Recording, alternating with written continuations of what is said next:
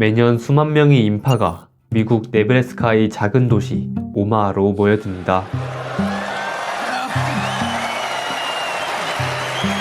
이 엄청난 팬덤은 단순히 그가 위대한 투자자이기 때문만이 아닙니다. 사람들은 그의 압도적인 수익률만큼이나 그의 검소하고 겸손한 인품에 매료된 것입니다. How about a sausage McMuffin with egg and cheese?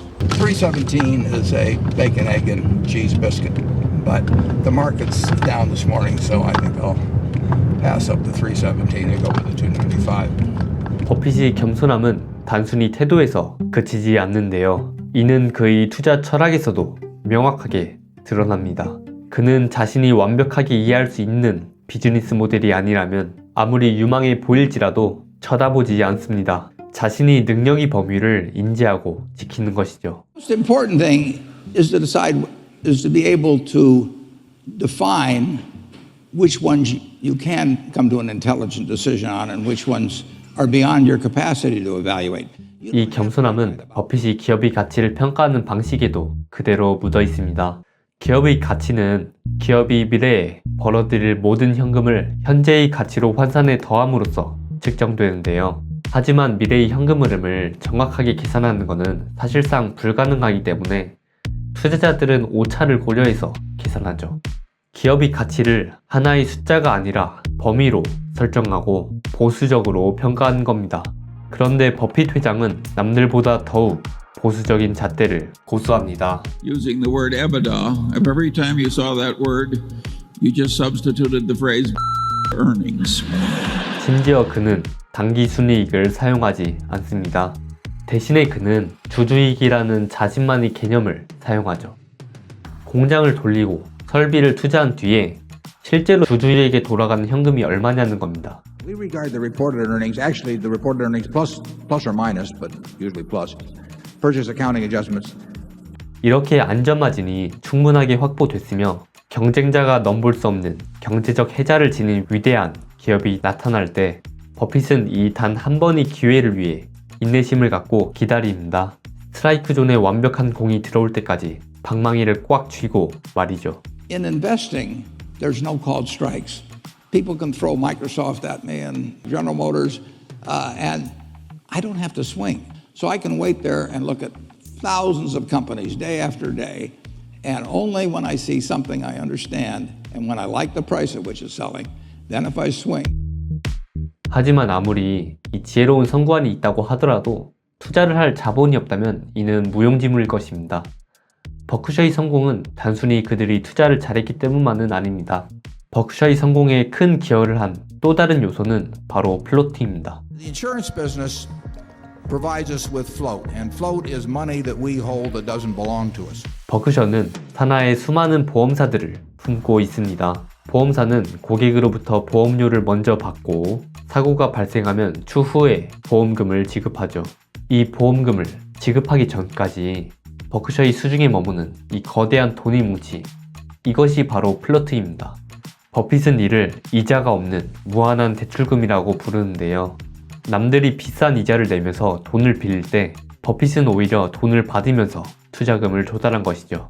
철저한 투자 원칙과 자본 플로트가 결합한 이 시스템은 60년간 복리로 작동하며 버크셔를 1조 달러 규모의 지주회사로 성장시켰습니다. 그런데 2026년 1월 이 시스템을 설계하고 운영해온 거장이 마침내 물러났습니다. Abel will succeed Buffett as CEO of Berkshire Hathaway at the end of the year. 그렉 아벨은 본래 공인 회계사였습니다. 캐나다 엘버타 대학교에서 회계학을 전공한 그는 세계 4대 회계법인인 PwC에서 사회생활을 시작했죠. 이후 그는 에너지 기업인 칼 에너지로 이직했고 그곳에서 실적으로 자신을 증명하여 6년 만에 사장으로 승진했습니다. 그리고 1999년 칼 에너지가 버크셔에 인수가 되면서 버핏과의 인연이 시작된 거죠. 이후 그는 버크셔에서의 에너지 사업부의 CEO로서 수십 건의 M&A를 진두지휘하며 재생에너지와 유틸리티를 결합한 에너지 제국을 건설했죠. 여기서 우리는 두 리더의 본질적 차이를 발견할 수 있습니다. 워렌 버핏이 저평가된 기회를 찾아내어 투자하고 경영진에게 운영을 맡기는 이러한 자본 배분에 탁월했다면 그렉 아벨은 현장 경영의 전문가입니다. 에너지와 인프라 기업을 인수한 후에 직접 조직을 재편하고 효율을 끌어올리는 핸즈온 리더인 것이죠.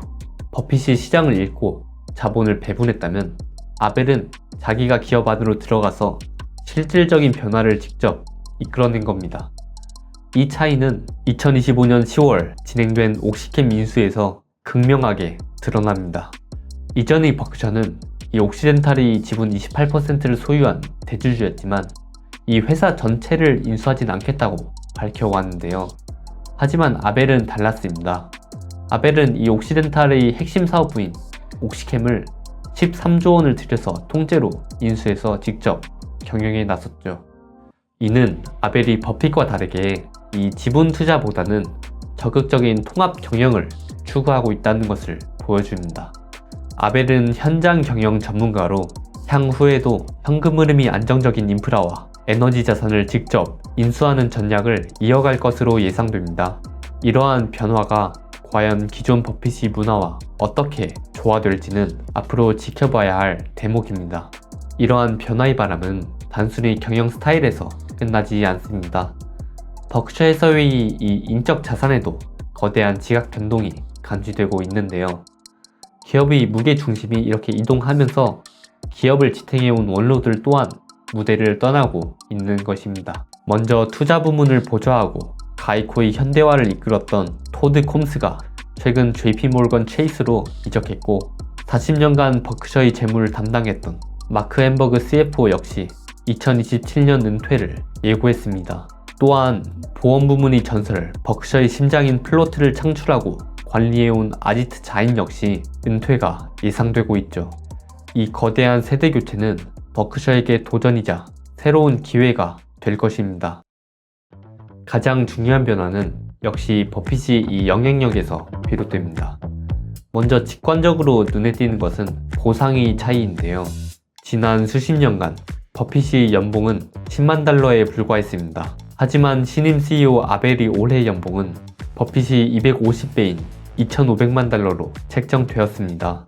이것은 단순히 액수의 문제가 아닙니다. 이것은 버크셔가 버크셔 지분이 16%를 보유하던 대주주가 이렇게 직접 경영하던 이 소유 경영의 시대에서 전문 경영인 체제로 전환됐음을 알리는 것입니다. 이러한 변화는 당연하게도 투자자들에게 의문을 던집니다. 아벨은 과연 신뢰할 수 있는가? 라는 질문 말이죠. This is for Warren and Greg. Greg is expected to be the successor of Warren as CEO, so will he be in charge of the main capital allocation decisions, including future share buybacks? 버핏이 장기적 관점에 집중해서 투자할 수 있었던 배경에는 바로 시장의 흔들림조차 잠재우는 투자자들이 버핏에 대한 압도적인 신뢰가 있었습니다. 주주들은 버핏의 판단이라면 단기적인 성과가 부진할지라도 시간과 돈을 기꺼이 내어준 것이죠. 하지만 버핏이라는 방패가 사라진 지금 버크셔는 이제 월스트리트의 냉정한 잣대 위에 올라서게 되었습니다. 가장 먼저 시험대에 오를 지점은 바로 자본 배분의 효율성입니다. 버핏 시대에는 3천억 달러가 넘는 막대한 현금을 쌓아두어도 최적의 기회를 기다리고 있다는 설명만으로 충분했습니다. 하지만 이제 기관 투자자들은 다른 목소리를 내기 시작할 것입니다.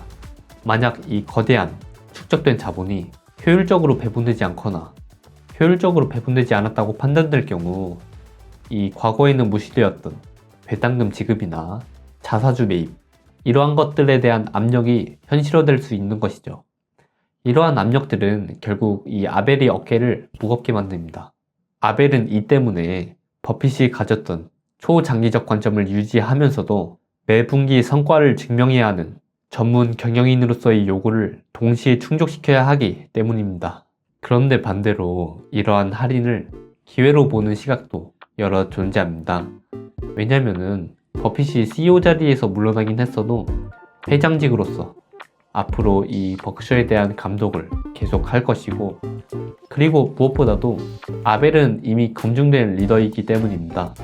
이전에도 말했듯이 아벨은 20년간 버크셔의 에너지 사업부를 이끌며 수십 건의 M&A를 성공적으로 성사시켰고, 버핏이 그를 자신보다 더 뛰어나다고 표현하며 후기자로 직접 육성시킨 인물이기 때문에 걱정뿐 아니라 많은 기대 또한 받고 있습니다. 새로운 버크셔의 미래는 과연 어떠한 모습일까요? 이 버크셔의 운전대를 잡은 아벨의 첫 목적지가, 도착지가 어디일지 앞으로도 계속 전달드리도록 하겠습니다. 오늘 영상은 여기까지입니다. 시청해주셔서 감사합니다.